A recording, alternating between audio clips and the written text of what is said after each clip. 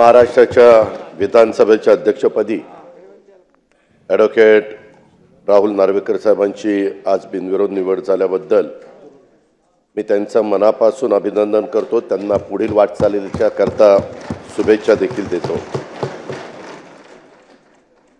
त्यांची बिनविरोध निवड होण्यापाठीमागचं कारण म्हणजे त्यांच्यामध्ये नेतृत्व गुणांची, कार्यक्षमतेची आणि त्यांच्या अनुभवाची ही पोचपावती आहे असं म्हटलं तर काही चुकीचं ठरेल असं मला वाटत नाही।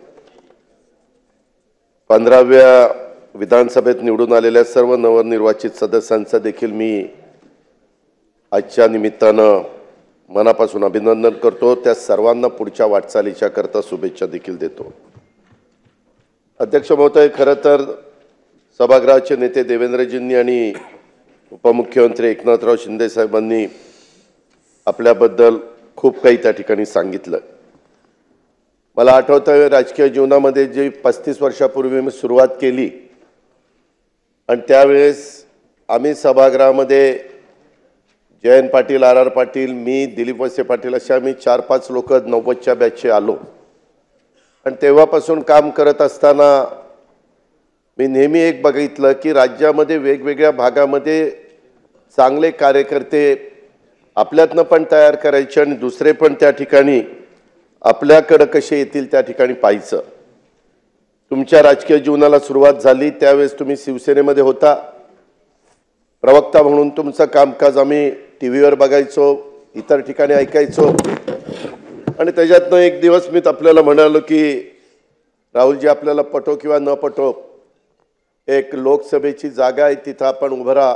तुम्ही जरा नाही म्हणत होता, परंतु मी फार आग्रह केला। वास्तविक त्यावेळेस मोदी साहेबांची लाट होती आणि त्या लाटेमध्ये मी म्हणणारे सगळे पराभूत झाले। परंतु तेव्हा मी आपल्याला असाही शब्द दिलेला होता की जर अपयश आलं तर तुम्हाला विधिमंडळामध्ये निश्चितपणे प्रतिनिधित्व देण्याची जबाबदारी आम्ही लोक घेऊ आणि तशा पद्धतीने जबाबदारी वरच्या सभागृहामध्ये तुम्ही त्या ठिकाणी पार पाडली।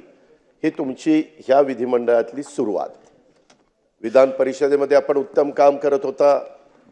आपली वकिली अतिशय चांगल्या पद्धतीने प्रख्यात वकील म्हणून तुमची ओळख, अभ्यास मी त्या ठिकाणी पाहायचो। नंतरच्या काळामध्ये माझं जसं लक्ष असं असायचं तसंच लक्ष आमचे आत्ताचे मुख्यमंत्री त्यांचंही असतं आणि मी तुम्हाला तिकडनं इकडं आणलं, त्यांनी मला माझ्याकडनं त्यांच्याकडे घेऊन गेले आणि कुलाब्यातनं तुम्हाला उमेदवारी दिली। कुलाब्यात तुम्ही चांगल्या मताधिक्याने विजयी झाला। तसं बघितलं तर त्या मतदारसंघाची आत्ताच देवेंद्रजींनी साधारण ओळख सांगितली आणि तुमचं असणारं काम हे आम्ही सगळ्यांनी गेले काही दिवस बघतोय। पाठीमागच्या काळामध्ये आम्ही सरकारमध्ये असताना देवेंद्रजी ज्यावेळेस बोलायला उठायचे त्यावेळेस देवेंद्रजींच्या पाठीमागं बसून वेगवेगळ्या पद्धतीची माहिती, वेगवेगळ्या ह्याच्याबद्दल काही दाखले वेगवेगळे देण्याचा प्रयत्न देखील तुम्ही करायचा। अशा पद्धतीनं आम्ही सगळ्यांनी तुमचं काम बघितलंय। मागच्या वेळेस 2.5 वर्षांनी ज्यावेळेस एकनाथराव शिंदे साहेब राज्याचे मुख्यमंत्री झाले आणि त्यावेळेस तुम्हाला भारतीय जनता पक्षाच्यामुळं अध्यक्षपदाची संधी त्या ठिकाणी मिळाली। 2.5 वर्षापूर्वी विद्यमान उपमुख्यमंत्री एकनाथराव शिंदेंच्या नेतृत्वाखाली सरकार स्थापन झाल्यानंतर आपली निवड ही देवेंद्रजींनी आणि सगळ्या महायुतींनी केली आणि आज आपलं महाराष्ट्र विधानसभा ही देशाला दिशा देणारी विधानसभा आहे। या विधानसभेत जेव्हा कायदेशीर पेच प्रसंग उभा राहिला तेव्हा फक्त महाराष्ट्राचं लक्ष इथं नव्हतं, उभ्या भारताचं आणि विधिमंडळ जेवढी काही कामं करतात त्या सगळ्यांचं लक्ष तिथं होतं, कारण आपलं हे कायदेमंडळ आहे। तेव्हा अध्यक्ष महोदय, थोड्याशा मनाला वेदना व्हायच्या, कारण विरोधकांनी ताळतंत्र सोडून अध्यक्षांच्यावर वैयक्तिक टीका केलेली आम्ही त्यावेळेस पाहिली। पण अशा काळात देखील आपण आपला संयम न सोडता कायदेशीर प्रक्रिया पूर्ण करून ऐतिहासिक निकाल या बाबतीमध्ये दिला आणि आपण दाखवलेला संयम हा महाराष्ट्राच्या विधानसभेला परंपरेला साजेसा अशा प्रकारचा होता। आज या प्रसंगी बोलताना मला कुठलं राजकीय भाष्य करायचं नाही, परंतु मागील काळात एक नाही तर 2 राष्ट्रीय पक्षामध्ये त्या बाबतीमध्ये फूट झाली आणि हा मुद्दा संविधानिक होता, न्यायिक होता, संवेदनशील होता, परंतु आपण त्याचा फार बारकाईने अभ्यास केला, जसा उल्लेख सुरुवातीला मुख्यमंत्री महोदयांनी केला। आणि एक निष्णात वकील असल्यामुळे आपल्याला न्यायालयीन प्रक्रियेबद्दल दांडगा अनुभव होता आणि अनुभव आणि कायदेशीर विद्वत्ता यामुळे आपण अतिशय कौशल्याने हा विषय हाताळलेला सर्वांनी पाहिला। त्याच्यामुळेच आपल्याला ह्याबद्दल जी कमिटी केली त्याचं अध्यक्षपद देण्याचा निर्णय लोकसभेचे अध्यक्ष महोदयांनी घेतला। 14व्या विधानसभेचे अध्यक्ष ज्यावेळेस आपण निवड झाली आणि झाल्यानंतर आपण केलेलं भाषणामध्ये त्यावेळेस तुम्ही म्हणाला होता की the speaker has to speak less and listen more. गेल्या 2.5 वर्षाच्या काळात आपण हे वाक्य खरं करून दाखवलं, हे आम्ही सगळ्यांनी पाहिलेलं आहे। मी त्याच्याबद्दल आपलं खरोखरीच मनापासून अभिनंदन करतो, मनापासून कौतुक करतो। अध्यक्ष महोदय, मगाशी बोलत असताना एकनाथराव शिंदे साहेबांनी पण काही भूमिका इथं मांडण्याचा प्रयत्न केला। त्यावेळेस समोरचे म्हणाले की बाबा इथं अध्यक्षांचं अभिनंदन असताना हे मुद्दे कसे येतात, परंतु अध्यक्ष महोदय हे कायदे मंडळ आहे।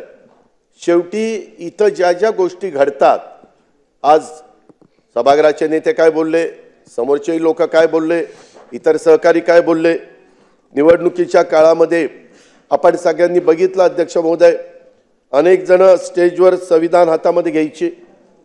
संविधान हातामध्ये घेतलं म्हणजे संविधानाबद्दल आदर वाटतो का? आणि जे संविधान हातामध्ये घेत नाही त्यांचा आदर नाहीये का? असं नाहीये। प्रत्येक बाबतीमध्ये संविधान दिनाच्या संदर्भातली सुरुवात आणि इतर दाखले हे मगाशी इथं दिलेले आहेत, परंतु सर्वांना संविधानाच्या बद्दल तरतुदी त्यांनी एकतर त्याच्यामध्ये नुसतंच हातात घेतलं।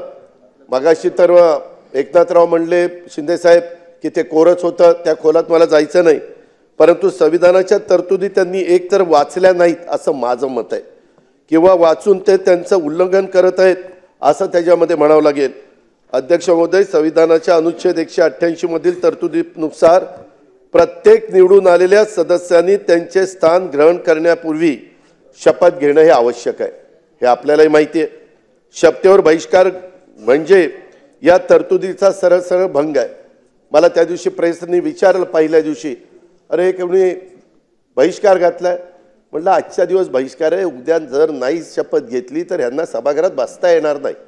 उद्या गप गुमानी शपथा घेतील, काय काळजी करू नका, जरा कळ काढा। कळ काढली की शपथा त्या ठिकाणी झाल्याच।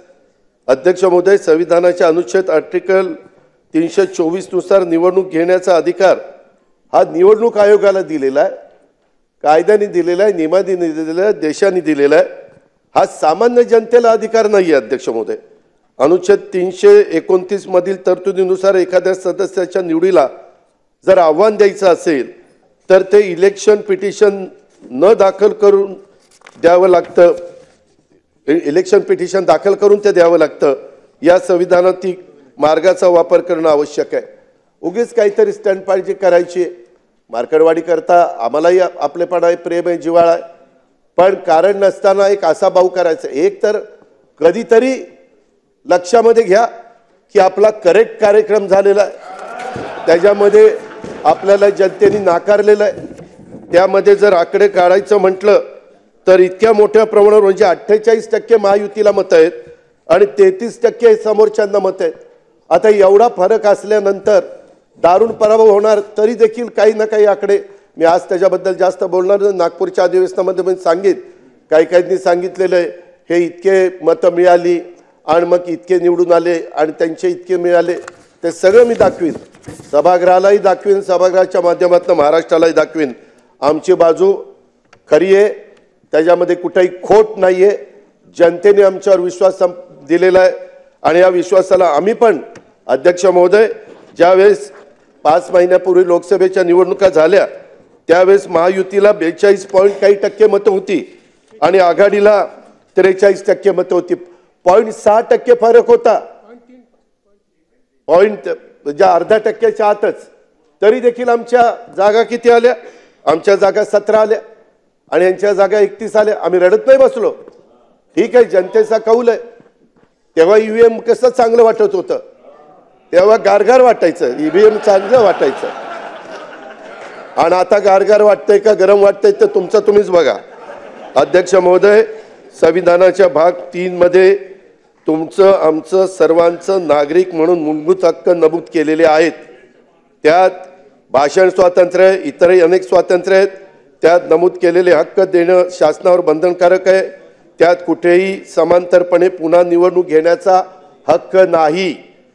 संविधानातील त्या यंत्रणाचे अधिकार, मग ते न्यायालय असो निवडणूक आयोग असो, त्यांनीच ते वापरले पाहिजेत. नाही तर अराजक माझे घटनेचे शिल्पकार डॉक्टर बाबासाहेब आंबेडकरांनी हे ओळखूनच प्रत्येकाचे अधिकार व अन्याय झाला तर न्यायासाठी प्रक्रिया ठरवून दिलेली आहे, तिचा वापर त्या ठिकाणी केला पाहिजे. त्या प्रकारे न्याय मागण्याचा प्रयत्न अध्यक्ष महोदय केला पाहिजे. आज आपण ज्या पदावर बसलेला आहेत, मला एका गोष्टीची जाणीव आहे की सभागृहामध्ये संख्या जर बघितली, अध्यक्ष महोदय 62ला म्हणतात की 222 समोर सत्ताधारी पक्षाचे होते आणि बाकीचे विरोधी पक्षाचे होते. महाराष्ट्राच्या इतिहासामध्ये पहिल्यांदा 288 जागा निवडून देत असताना 237 आमदार महायुतीचे निवडून आले. 237. अनेकांच्या लाटा आल्या, अनेकांच्या लाटा गेल्या, परंतु इतकं निर्विवादपणे बहुमत कुणालाही मिळालेलं नव्हतं. अरे मान्य करा, आता कुठेतरी डोळे उघडा. लोकही म्हणतील की काय चाललंय यांचं, किती दिवस रडीचा डाव खेळणार आहे. खुल्या मनाने आम्ही जसं लोकसभेला खुल्या मनाने मान्य केलं आणि नंतर पुन्हा तिघांनी ठरवलं की आता पुन्हा लोकांच्या समोर जायचंय, आमदार तर निवडून आले पाहिजेत, सरकारशिवाय निर्णय घेता येत नाही. आणि त्याच्यातनं आम्ही लाडकी बहीण आली. लाडक्या बहिणीनं आम्हाला सगळ्यांना इथं बसवलं, हे लक्षात ठेवा. जे आहे ते आहे, मान्य करायला शिकलं पाहिजे. अध्यक्ष महोदय, एक गोष्ट खरी आहे, परंतु आता इथून पुढे सभागृहाचं कामकाज चालत असताना इतकं मोठ्या प्रमाणावर गुलाबी जॅकेट आज इकडे दिलंय, काय अडचण आहे? अडचण आहे. मुख्यमंत्र्याला दिलंय. आता तुम्हाला गुलाबी, तुम्हाला कलरच कळत नाही, आता कलर पण विसरायला लागले. काय करायचं काय? 208 करणार विसरायला लागले. हा मला यांनी सांगितलं 208. त्याच्यामुळे अध्यक्ष महोदय, आम्ही कुठली जॅकेट घालायची, काय घालायची ते आमचं आम्ही घालू ना. तुम्हाला जॅकेट घालायची का नाही घालायची ते तुमचं तुम्ही ठरवा. त्यामध्ये अध्यक्ष महोदय, इथून पुढं मुख्यमंत्र्यांनी सांगितलेलं ते खरं आहे. अध्यक्ष महोदय, खूप जण आम्ही तुमचं चेंबर बघायचो, आम्हाला ते चांगलं वाटलं, तुम्ही लगेच मुख्यमंत्र्यांचं केलं, नंतर आमच्या दोघांची केली, म्हणजे उपमुख्यमंत्र्यांची. पण बाकीचे म्हणतात काय आम्ही काय घोडी मारलीत का? काम चालू आहे. इतरांचे पहिला ग्राउंड फ्लोअर झालंय, आपल्याप्रमाणे माझंही काम चालू असतं. ओके ओके, मग हरकत नाही, ते काम चालू आहे, तर आम्ही कुठेही निधीची कमतरता पडून देणार नाही. अध्यक्ष महोदय, काही काही गोष्टी सभागृहातल्या लोकांच्या करता, सन्माननीय सदस्यांच्या करता ह्या झाल्या पाहिजेत. कधी कधी आपण लक्षात घेत नाही, परंतु मनोरा आमदार निवास हे वेळेमध्ये पूर्ण करण्याच्या करता ह्या बाकीच्या सगळ्या आमदारांच्या करता फार गरजेचं आहे. आपण अतिशय चांगला प्लॅन केला आहे, त्याच्याबद्दल दुमत नाही अध्यक्ष महोदय, परंतु विक्रमी वेळेत ते पूर्ण व्हावं आणि लवकरात लवकर सगळ्या आमदारांना दोन्ही बाजूच्या चांगल्या दर्जाच्या निवासाची व्यवस्था त्या ठिकाणी व्हावी, अशा प्रकारची अपेक्षा मी या निमित्तानं या ठिकाणी करतो. एकंदरीतच आपली आज विधानसभेच्या अध्यक्षपदी बिनविरोध निवड झाल्यामुळं त्यांच्या व्यक्तिमत्वावरील सर्वपक्षीय विश्वासाचं हे दर्शन आहे. मी त्याच्याबद्दल विरोधी पक्षाच्या पण सन्माननीय सदस्यांचा, त्यांच्या गटनेत्यांचा पण आभार मानतो की ही निवडणूक बिनविरोध करण्याच्या करता त्यांनी पण मनाचा मोठेपणा दाखवला. निर्विवादपणे आपण निवडून येणार होता ही तर काळ्या दगडावरची रेघ आहे, पण तरी देखील त्याच्यात एक मनाचा मोठेपणा ह्या समोरच्यांनी दाखवला, त्याबद्दल मी त्यांनाही धन्यवाद देईल. अध्यक्ष महोदय, आपल्या नेतृत्वाखाली आपल्या विधानसभेचं काम अधिक परिणामकारक आणि लोकहितकारी होईल याबद्दल आमच्या कुणाच्याही मनामध्ये तिळमात्र शंका नाही. मी पुन्हा एकदा आपलं अभिनंदन करतो, तुम्हाला पुढच्या वाटचालीच्या करता मनापासून शुभेच्छा देतो. धन्यवाद आणि थांबतो. एबीपी माझा, उघडा डोळे बघा नीट.